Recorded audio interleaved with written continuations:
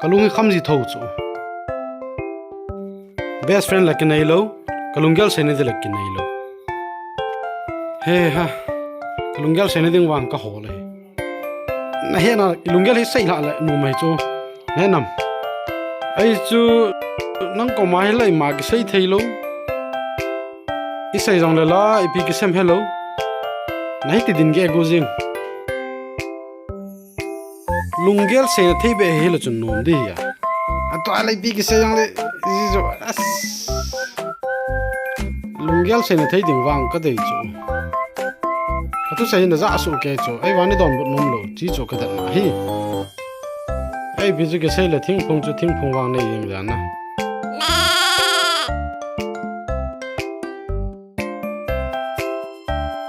kyo bi the ne he chi rong no me